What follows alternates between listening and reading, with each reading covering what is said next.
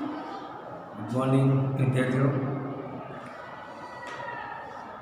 આપણે છેલ્લે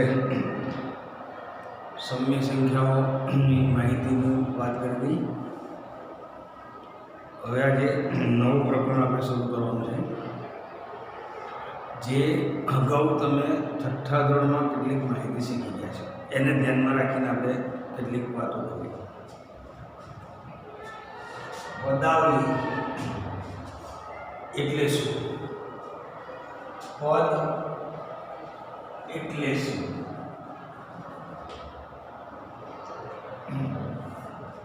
દાખલા તરીકે તમને એમ કીધું હોય કે 4ના 3 ગણા.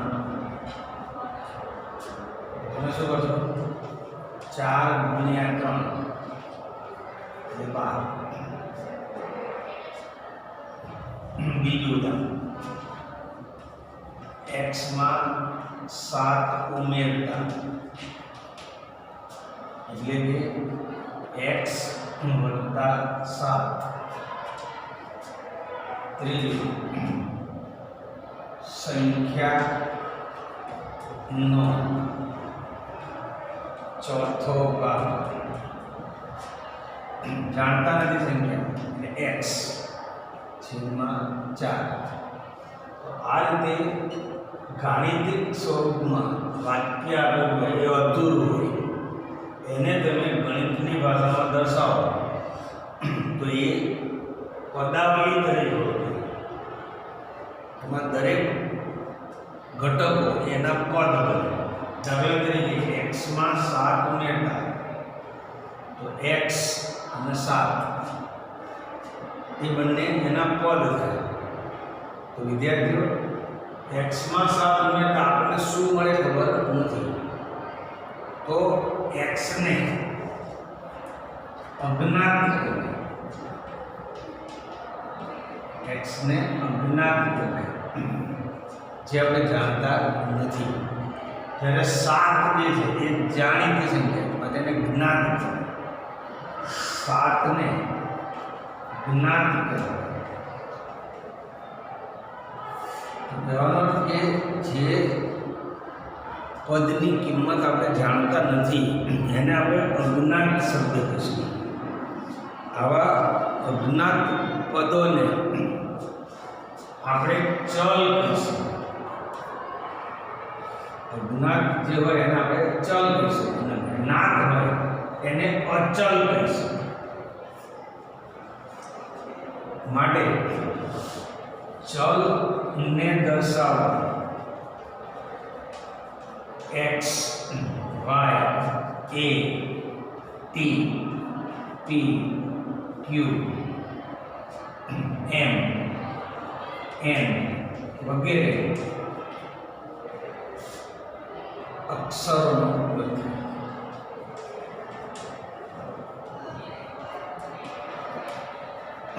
તો વિદ્યાર્થીઓ, ચલ કોને કહેવાય એ સમજી લો.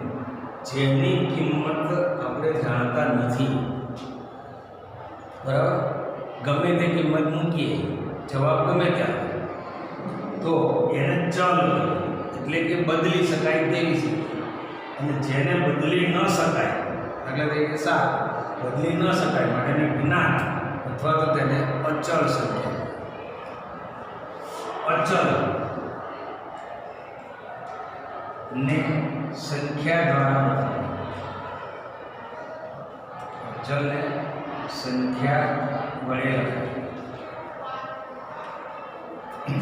એમાં 0, 5, -3, -4, -2 વગેરે સંખ્યાઓ. વિદ્યાર્થીઓ, આપણે પદ કોને કહેવાય પહેલાં આપણે સમજીએ. દરેક શબ્દ જેમાં જ્ઞાત અને અજ્ઞાત, ચલ અને અચલ આવે એ દરેકને પદ કહેવાય. અને એક કરતાં વધારે પદો ભેગા થાય એને આપણે પદાવલી કહીશું.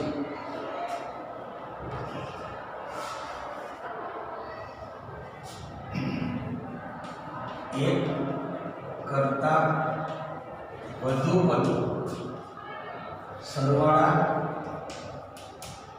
के बाद वड़े लखता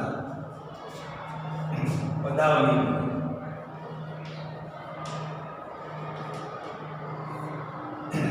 दाखला तरीके 3x आने एक पद बीजू 5x - 4 ये बे पद अंशमा द्विपदी पदावली 3 में 4 तो एक पद है पर एने आपणे अचल कहीशुं अचल पद 4 3x² - 5y + 1 तो આમાં પદ કેટલા થાય તો આપણે સરવાળો બાદબાકી લીધું તો અહીંયા બાદબાકીનો સરવાળો 1 2 અને 3 1 2 અને 3 અહીંયા લખીએ ત્રિપદી પદાવલી આમ એક પદ બે પદ એક પદ અથવા અચળ ત્રણ પદ વગેરે આપણે કહી શકીએ હવે આ પદાવલીની અંદર પદો કયા છે આમાં પદો કયા છે તો પહેલું છે 3x²,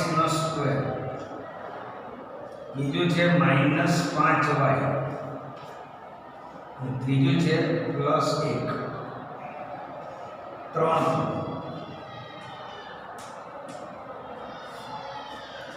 તો વિદ્યાર્થીઓ પદ કેટલા છે એ પણ તમારે વત્તા ઓછાથી જવાબમાં મેળવવાના હવે આ જે પદાવલી થઈ એને આપણે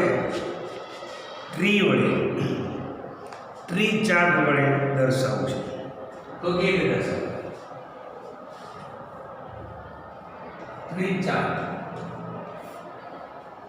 દાખલા તરીકે 5x + 3y આ પદાવલી આની અંદર તમારે સૌથી પહેલા આ રકમને અહીંયા લખવાનું 5x + 3y અહીંયા સરળ લીટી દોરવાની જેટલા પદ હોય એ પદને અલગ અલગ જગ્યાએ બતાવવાનું તો પહેલું પદ 5x, બીજું પદ 3y, અહીંયા પ્લસ છે તો +3y, માઇનસ એટલે માઇનસ. હવે આના અવયવ 5x માં 5 અને x ગુણાકારમાં અવયવ તો આને આપણે તૂટક રેખાથી બતાવીશું. તૂટક રેખા 5x આને અહીંયા લઈશું તૂટક રેખા અને અહીંયા તૂટક રેખા તો +3 અને y આ રીતે 5x + 3y નો ટ્રી ચાર્ટ બતાવો તો 5x અને 3y શું થાય એના પદ થયા અને આ એના અવયવ થયા બરાબર. આ પદ છે અને આ એના અવયવ છે. પદ ને સરળ લીટીથી લખવાનું, અવયવને તૂટક લીટીથી લખવાનું. આ ભૂલ કરવાની નહીં બરાબર. તો હવે બીજું ઉદાહરણ ઉદાહરણ નંબર 2 3x² + 4y આમ લઈએ તો આની અંદર તમારે ટ્રી ચાર્ટ બનાવવો છે. તો સૌથી પહેલા તો રકમ લખવાનું 3x² + 4y. હવે એના પદ કેટલા થાય તો 2 1 અને 2 તો અહીંયા લખું 3x², અહીંયા લખું 4y. હવે એના અવયવ આના અવયવ કયા પડશે એ તમારે ધ્યાનથી ગણવાનું. 3 છે પહેલા, પછી x² એટલે x અને x તો 3x × x 3x² આ તૂટક રેખાની બતાવે. અહીંયા +4y તો અહીંયા +4 અને અહીંયા y. આ રીતે તમારે ત્રિચાર્ટનો ઉપયોગ કરી અને અવયવ કયા અને પદ કયા એ તમારે સમજવાના છે. હવે આપણે લઈએ સહગુણક. સહગુણક કોને કહેવાય એની વાત કરીએ. પદાવલીમાં સહગુણક, પદાવલીના પદોના સહગુણકો. સૌથી પહેલા તમારે સહગુણક એટલે શું યાદ સહ એટલે સાથે, ગુણક એટલે ગુણાકાર.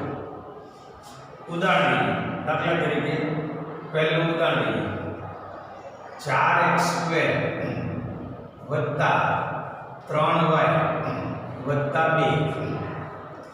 આ આપણે પદાવલી કરી. આના પદો કયા? તો પદો 3 પદ કયા? 4x² પ્લસ 3y અને પ્લસ 2. આ 3 પદો થયા. હવે આ ત્રણેય પદોના સહગુણક લખવાના છે.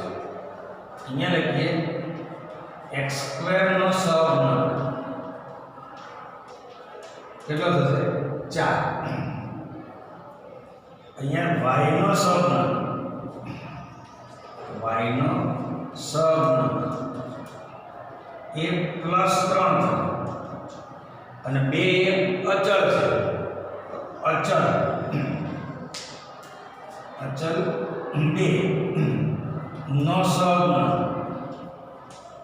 અચળ 2 નો સહગુણક તો તમને જાણો 2 કા 2 તો પ્લસ 1. આમ દરેક પદના સહગુણકો એટલે સાથે ગુણાયેલી સંખ્યા એ તમારે ધ્યાનમાં લેવાનું. આની આગળ એક આવે. વિદ્યાર્થીઓ તમારે કોઠાની અંદર આપણે ગુણધર્મ લઈએ. તમને ઉદાહરણ નંબર 3 સમજાવવાનું છે. ઉદાહરણ નંબર 3 એમાં તમને કીધું છે કારણ સહિત તમારે જવાબમાં બતાવવાનું છે કે બહુપદી જે છે એ બહુપદીની અંદર કયા કયા પદો એને સજાતીય પદો કહેવાય, કયા પદોને વિજાતીય પદો કહેવાય. તો આપણે એને ધ્યાનમાં લઈએ. સજાતીય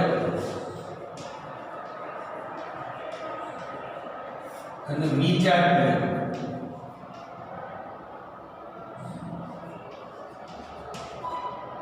એટલે શું? તમારે સજાતીય પદોમાં જેના સહગુણકો ગમે તે હોય પણ ચલ x y a t ગમે તે, તો એની ઘાત અને પદની અંદરની જે બાબત છે બંને સમાન હોવી જોઈએ, તો એને સજાતીય પદ કહેવાય. તો દાખલા તરીકે અહીંયા હું કેટલાક ઘટકો 5x² y 3x 5x છેદમાં 3 પછી 7y² 3/2 xy 6x minus 6xy અને 3/2x. આ જે મેં કિંમતો લખી, પદ લખ્યા, બધા એક એક પદ વાળા છે. 1 2 3 4 5 6 7. આમાંથી તમારે જોવાનું કે કયા ચલની બાબત સમાન છે. દાખલા તરીકે અહીંયા x નો વર્ગ છે, તો આની અંદર કોઈ બીજા પદમાં x નો વર્ગ છે? જો નથી. x છે આવું x વાળું હોય જેવું પદ છે અહીંયા છે જો 5x છેદમાં 3. એ જ રીતે અહીંયા y છે આગળ તો આપણે પાસે 3 પદ થયા 1 2 અને 3. આ 3 પદને શું કહીશું? સજાતીય. તો અહીંયા લખીશ 3x 5x છેદમાં 3 અને 3x છેદમાં 2. આ સજાતીય. તો એ રીતે બીજું એમાં બીજું ઉદાહરણ આમાં બીજું ઉદાહરણ સજાતીય. ચલો y² છે, અહીંયા ક્યાંય y² નથી, પણ અહીંયા જો xy છે, અહીંયા પણ xy છે, તો બીજું પદ લખો 3/2 xy માઇનસ 6xy.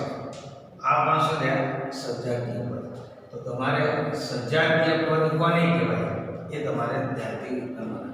હવે વિજાતીય પદ તો તમારે સમજી લેવાનું કે જેનું ચલ સરખા નથી એ બધા વિજાતીય કહેવાય.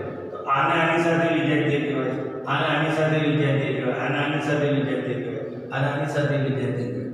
જેમ વિજાતીયનો ગુણધર્મ એમાં પહેલી જોડ 5x² y અને 3x આ વિજાતીય રહ્યા. પછી આ પણ વિજાતીય 6xy માઇનસ 6xy. આ 3 એ વિજાતીય પદ. માં બીજી જોડ બની તો 7y² પછી માઇનસ 3/2 xy અને 3/2 x. આ પણ વિજાતીયની જોડ બની કહેવાય. વિજાતીય અને સજાતીય કોને કહેવાય એ ધ્યાનથી સમજો.